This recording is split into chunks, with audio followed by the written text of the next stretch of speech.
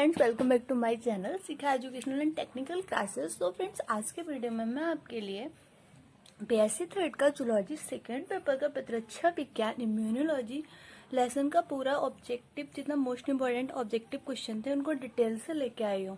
So friends, अभी तक अगर आपने मेरे चैनल को सब्सक्राइब नहीं किया है तो नीचे आपको रेड कलर का सब्सक्राइब का आइकन दिख रहा होगा, उस पर प्रेस करके चैनल को सब्सक्राइब कर लीजिए। बेल आइकन को प्रेस कर लीजिए जिससे आपको बीएससी की न्यू अपडेट्स मिलती रहें। फ्रेंड्स, जितना ज़्यादा हो सके चैनल को सब्सक्राइब किया करो, क्योंकि सब्सक्राइब करने से जो वीडियो होती है वो वायरल होती है, जिससे बहुत सारे लोगों को पढ़ने में हेल्प मिलती है। फ्रेंड्स, मैं ज़्यादा मोस्ट इंपॉर्टेंट क्वेश्चन लेके आती हूँ। आप खुद ही समझ रहे, जैसे कुछ यूट्यूबर्स होते हैं, मतलब यूट्यूब पे कुछ वीडियोस पड़े होते हैं, उनमें बोलते हैं 20 मोस्ट इंपॉर्टेंट क्वेश्चन। 20 ही क्वेश्चन आएंगे ऐसा हो सकता है? 20 क्वेश्चन जब एग्जाम में 100 आते हैं तो 20 मोस्ट इंपॉर्टेंट क्वेश्चन पढ़ने से क्या फ़ायदा होगा?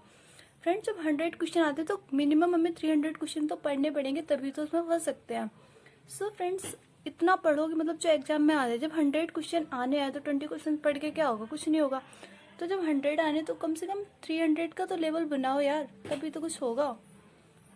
चलो, वीडियो थोड़ी लंबी हो जाएगी, विदाउट टाइम वेस्ट किए हम अपना वीडियो स्टार्ट करते हैं।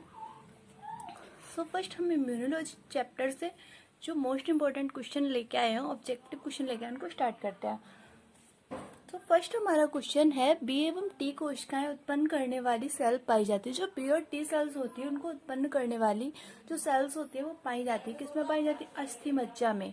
निम्न में से कौन सी प्रतिरक्षा कोशिकाएं अणु अंतःकोशिकीय रोग जनकों के नष्ट करने में सबसे अधिक प्रभावी है? तो ये है टी साइटोलाइटिक सेल्स। टी साइटोलाइटिक सेल्स हैं जो अणु अंतःकोशिकीय जनकों को नष्ट करने में सबसे अधिक प्रभावी सेल्स यही हैं। बी कोशिकाएं जो बड़ी मात्रा में एंटीबॉडी उत्पन्न करती हैं तथा मुक्त करती हैं।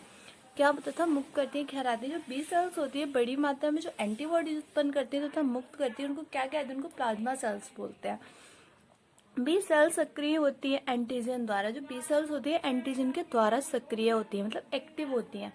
प्लाज्मा कोशिका तथा ट्यूमर कोशिका से प्लाज्मा कोशिका और जो ट्यूमर कोशिका का संलयन होता है, इसके फलस्वरूप बनता है हाइब्रिडोमा। ह्यूमोरल इम्यूनिटी की मध्यावस्था की जाती है कोशिकाओं द्वारा। ह्यूमोरल जो इम्यूनिटी होती है, इसकी जो मिडिल स्टेज होती है, इसकी जो मध्यावस्था होती है, सेल्स के द्वारा की जाती है। ह्यूमोरल इम्यूनिटी को कहते हैं antibody mediate immunity. T lymphocytes का निर्माण होता है वोन मैरो में। जो टी लिम्फोसाइट्स होती हैं, इनका जो निर्माण होता है ये वोन मैरो में होता है। सो फ्रेंड्स, अपने नेक्स्ट क्वेश्चन की तरफ आते हैं। बी कोशिकाओं का परिपक्वन कहाँ पर होता है? वोन मैरो में। जो बी सेल्स होती है इनका परिपक्वन वोन मैरो में होता है। टी लिम्फोसाइट्स कहाँ परिपक्व होती हैं? थाइमस में। जो टी लिम्फोसाइट्स होती है थाइमस में परिपक्व होती हैं। पक्षियों में बी कोशिकाओं का परिपक्वन होता है। जो पक्षी होते हैं उनमें बी कोशिकाओं का परिपक्वन किस जगह होता है? वर्षा ऑफ फेब्रिशियस में। जो वर्षा ऑफ फेब्रिशियस होता है वहाँ पे पक्षी जो होते हैं उनके अंदर बी सेल्स का परिपक्वन होता है। लिम्फ में लिम्फोसाइट्स का परसेंटेज कितना होता है? लिम्फ होता है उसमें लिम्फोसाइट का परसेंटेज कितना होता है? 99% होता है। कौन सा इम्यूनोग्लोबिन प्लेसेंटा को पार करने की क्षमता रखता है? कौन सा इम्यूनोग्लोबिन है जो प्लेसेंटा को क्रॉस करने की क्षमता रखता है? तो आईजीजी। आई आपको कैपिटल मिलेगा, जी स्मॉल मिलेगा, एंड एक जी होगा वो आपको कैपिटल मिलेगा, तो आपको इसको टिक कर देना है आईजीजी। प्रतिरक्षा तंत्र में कौन सी एंटीबॉडी मुख्यतः भाग लेती है? प्रतिरक्षा तंत्र होता है उसमें कौन सी एंटीबॉडी होती है जो उसमें पार्टिसिपेट करती है? तो सेम ही है आईजीजी।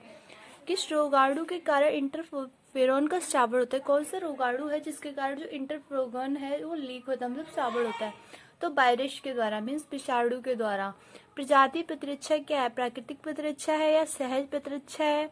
एवं भी दोनों, इनमें से कोई नहीं। प्राकृतिक प्रतिरक्षा भी और सहज प्रतिरक्षा भी है, तो हमें एवं भी दोनों पर टिक करना है। आपको ऑप्शन के हिसाब से टिक करना है। ओके। विशिष्ट प्रतिरक्षा है, विशिष्ट प्रतिरक्षा को सहज प्रतिरक्षा भी कहते हैं। अपने नेक्स्ट क्वेश्चन की तरफ आते हैं। मेमोरी बी कोशिकाओं का कार्य क्या है? मेमोरी बी कोशिकाओं का कार्य है इम्यूनोलॉजिक मेमोरी। मेमोरी जो बी सेल्स होते हैं उनका वर्क होता है इम्यूनोलॉजिक मेमोरी। सबसे अधिक इम्यूनोग्लोबिन है, सबसे अधिक जो इम्यूनोग्लोबिन है वो क्या है? आईजीएम है, आईजीएम। एंटीजन अणु पर पाया जाने वाला छोटा रासायनिक समूह जो एंटीबॉडी से प्रतिक्रिया करती है कहलाता है एलोटोप। क्या कहलाता है? एलोटोप कहलाता है। एंटीबॉडी होती है, ग्लाइकोप्रोटीन्स जो होती है इनको एंटीबॉडी बोलते हैं। यही मतलब एंटीबॉडी होती है। एंटीबॉडी पर पाया जाने वाला एंटीजन संयोजन स्थल कहलाता है। एंटीबॉडी पर जो एंटीबॉडी होती है उस पर जो एंटीजन संयोजन का स्थल पाया जाता है, जो प्लेस पाया जाता है, उसको क्या बोलते हैं? पैराटोन बोलते हैं। FAV का तात्पर्य क्या? Fragment antigen binding. FAV का तात्पर्य है फ्रेगमेंट एंटीजन बाइंडिंग। FC का तात्पर्य है फ्रेगमेंट साइड क्रिस्टलाइजेशन। FC का तात्पर्य क्या? What's meaning of FC? Fragment crystallization. Antibody अणु के विविधतापूर्ण क्षेत्र में सम्मिलित होती है। एंटीबॉडी जो होती है वो किस अणु के विविधतापूर्ण जो क्षेत्र होता है उसमें सम्मिलित होती है। 5 to 10 एमिनो एसिड जो एंटीजन बॉन्ड स्थल बनाते हैं, कहाँ पे सम्मिलित होती है? जहाँ 5 to 10 जो अमीनो एसिड होते हैं वो एंटीजन बॉन्ड स्थल बनाते हैं। सहज प्रतिरक्षा कहलाती है। सहज प्रतिरक्षा क्या कहलाती है? पारिवारिक भी कहलाती है, आनुवंशिक भी कहलाती है और जेनेटिक जन्मजात भी कहलाती है। तो इसमें ऑल ऑफ दी अबव पर टिक कर देंगे। ओके। कुफर कोशिकाएं पाई जाती है। जो कुफर कोशिकाएं होती है, जो कुफर सेल्स होती हैं, वो लीवर पर पाई जाती है। रुधिर में जीवाणु तथा हानिकारक पदार्थों को कौन और कैसे नष्ट करता है? जो ब्लड होता है उसमें जो जीवाणु, जो वायरस वगैरह, जो बैक्टीरिया वगैरह होते हैं एंड जो हानिकारक पदार्थ होते हैं उनको कौन और कैसे नष्ट करता है? तो उनको श्वेत रुद्राणु भच्चर द्वारा नष्ट किया जाता है। जो श्वेत रुद्राणु होते हैं उनके भच्चर द्वारा इनको नष्ट किया जाता है। बच्ची कोशिकाओं का कार्य करने वाली यकृत कोशिकाएं हैं। जो बच्ची कोशिकाओं का कार्य करती है वो यकृत कोशिकाएं कौन सी है? कुप्फर सेल्स हैं। लसीका गांठें किसे नष्ट करने में सहायता करती है? संक्रमण जीवाणुओं को नष्ट करती है। जो लसीका गांठें होती है संक्रमण जीवाणुओं को नष्ट करती हैं। चेचक के टीके से शरीर में पहुंचते हैं। अन्य जंतुओं के शरीर में बने एंटीबॉडीज तो नहीं पहुंचते हैं। प्रभावहीन संबंधित विषाणु पहुंचते हैं। एंटीबॉडी युक्त श्वेत रुद्राणु नहीं पहुंचते। इनमें से कोई नहीं। तो हमको प्रभावहीन संबंधित विषाणु पर टिक कर देना है। आप अपने ऑप्शन के हिसाब से एग्जाम में टिक करना। निशिष्ट प्रतिरक्षा की स्थापना के लिए किसके इंजेक्शन दिए जाते हैं? जो निशिष्ट प्रतिरक्षा होती है इसकी स्थापना के लिए किसके इंजेक्शन दिए जाते हैं? एंटीबॉडीज के। एंटीबॉडीज के इंजेक्शन जो है वो दिए जाते हैं। शरीर की प्रतिरक्षा प्रक्रिया योगदान करने वाली कोशिकाएं कौन सी है? शरीर में जो प्रतिरक्षा प्रक्रिया में प्राथमिक योगदान करती है उनको लिम्फोसाइट्स बोलते हैं। प्राथमिक लिम्फोसाइट्स अंगों के अंतर्गत कौन कौन से आते हैं? थाइमस तथा बोन मैरो। जो थाइमस और बोन मैरो है ये प्राथमिक लिम्फोसाइट्स ऑर्गन्स के अंतर्गत आते हैं। हिमेटोपाइटिक स्टेम कोशिकाएं पाई जाती है। हिमेटोपाइटिक जो स्टेम सेल्स होती है ये बोन मैरो के अंदर पाई जाती है। लिम्फेटिक सिस्टम प्राथमिक रूप से संबंध होता है। जो लिम्फेटिक सिस्टम होता है ये प्राथमिक रूप से उपार्जित प्रतिरक्षा से संबंधित होता है। ये उपार्जित प्रतिरक्षा से रिलेटेड होता है। एंड अणु जो इम्यून अनुक्रिया उत्पन्न करता है, एंटीजन। एंटीजन जो होता है ये इम्यून अनुक्रिया उत्पन्न करता है। सक्रिय प्रतिरक्षा का कारण क्या है? सक्रिय प्रतिरक्षा का कारण है मेमोरी टी कोशिका। सक्रिय जो प्रतिरक्षा है उसका कारण है मेमोरी टी कोशिकाएं। उपार्जित प्रतिरक्षा जो कि टीकाकरण अथवा संक्रमण के पश्चात विकसित होती है। ये जो उपार्जित प्रतिरक्षा जो कि टीकाकरण तथा संक्रमण के पश्चात विकसित होती है पाई जाती है। केवल कशेरुकियों में ये पाई जाती है। सहज प्रतिरक्षा का उदाहरण है न्यूट्रोफिल्स। क्लोनर वर्ण होता है जब एंटीजन का सामना, क्लोनर वर्ण जो होता है जब एंटीजन का सामना किससे होता है? टी कोशिकाओं से होता है। क्लोनर वर्ण का जो क्लोनल बोलेंगे। क्लोनल जब वर्ण होता है कब होता है? ये जब एंटीजन का जो सामना होता है वो टी सेल से होता है तब इसका वर्ण होता है। ओके। ग्लोबिन प्रोटीन द्वारा एंटीबॉडी निर्माण तथा प्रतिरक्षा उत्पादन पाया जाता है। प्लाज्मा में पाया जाता है। बीओजी का टीका किसके प्रति सुरक्षा प्रदान करता है? टीबी से सुरक्षा। जो बीओजी का टीका ये टीबी से सुरक्षा प्रदान करता है। रक्त समूह ओ में एंटीजन ए तथा एंटीबॉडी ए है। ये तो रॉन्ग है। रक्त समूह ए में ना तो एंटीजन ए पाई जाती है ना एंटीबॉडी ए पाई जाती है। ना तो एंटीजन ना ही इसमें एंटीजन तथा एंटीबॉडी कोई नहीं होते। इसमें ऐसा नहीं होता है। एंटीजन तो इसमें शायद नहीं होते बट एंटीबॉडी इसमें होती है। कोई एंटीजन नहीं होता लेकिन ए तथा बी एंटीबॉडी होते हैं। तो ये वाला पॉइंट राइट है। इसमें कोई एंटीजन नहीं होता लेकिन ए तथा बी एंटीबॉडी होते हैं। आगे हम डिटेल्स में एंटीबॉडी तथा एंटीजन के बारे में ए बी जो ब्लड ग्रुप है and A B blood group और ओ ब्लड ग्रुप पे नोट्स सारा प्रोवाइड कराऊंगी। बट प्रेजेंट टाइम में आपको ये ऑब्जेक्टिव में सारा लर्न करना पड़ेगा। एंड इसमें जो लास्ट वाला ऑप्शन है उपयुक्त में से कोई नहीं।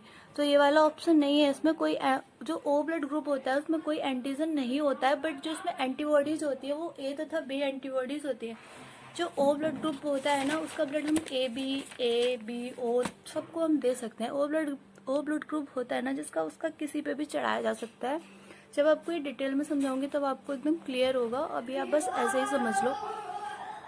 एंटीबॉडी द्वारा एंटीजन को हानि सहित अघुलनशील द्रव्य में परिवर्तन कहलाता है। जो एंटीबॉडी होता है, इसके एंटीजन की हानि सहित अघुलनशील द्रव्य में परिवर्तन क्या कहलाता है? एग्लूटिनेशन कहलाता है। संक्रमण के दौरान टी कोशिकाएं पारस्परिक प्रक्रिया करती हैं बी कोशिकाओं से। प्रतिरक्षा विज्ञान के जनक कौन है? वो the father of the immunity. जो इसके जनक हैं वो एडवर्ड जेनर हैं। गामा ग्लोबुलिन का संश्लेषण होता है लिम्फ एवं लिम्फ नोड्स में। मैक्रोफेज की व्युत्पत्ति होती है मोनोसाइट्स में। अच्छा, टीटी लिम्फोसाइट्स को संदर्भित करता है, थाइमस को। अच्छा, जो टीटी है थाइमस को संदर्भित करता है। बी सेल्स द्वारा स्रावित एंटीबॉडी क्या प्रदान करती है? हाइमोरल प्रतिरक्षा प्रदान करती है। प्लाज्मा कोशिकाओं द्वारा स्रावित प्रोटीन को एंटीबॉडी कहते हैं। सक्रिय सहायक टी कोशिकाओं द्वारा मुक्त नियामक अणु क्या कहलाता है? लिम्फोकाइन कहलाता है। प्रतिरक्षा, जो प्राकृतिक प्रतिरक्षा है, इसको जन्मजात प्रतिरक्षा के नाम से भी जानते हैं। कौन सी वैक्सीन गर्भवती स्त्रियों को नहीं देनी चाहिए? हमने लास्ट लेसन में पढ़ा था। जो MMR वैक्सीन है, ये गर्भवती स्त्रियों को नहीं देनी चाहिए। कौन सी एंटीबॉडी आइसोटाइप्स डाइमर के रूप में प्रयोग होती है? कौन सा ऐसी एंटीबॉडी है जो आइसोटाइप्स डाइमर के रूप में यूज होती है? LGA। जन्मजात प्रतिरक्षा को यह भी कहा जाता है, पारिवारिक भी कहा जाता है, आनुवंशिक भी कहा जाता है, जन्मजात भी कहा जाता है, उपयुक्त सभी। मतलब ऑल ऑफ द अबव पर क्लिक करेंगे। ये शायद क्वेश्चन हम पहले भी पढ़ चुके हैं। HIV आक्रमण करते हैं टी हेल्पर कोशिकाओं में। बी कोशिकाएं विभाजित होकर क्या बनाती है? बी कोशिकाएं विभाजित होकर प्लाज्मा सेल्स, प्लाज्मा कोशिकाएं और स्मृति बी कोशिकाएं बनाती हैं। कोशिकाओं की मध्यावस्था प्रतिरक्षा इनके द्वारा की जाती है, टी कोशिकाओं के द्वारा की जाती है।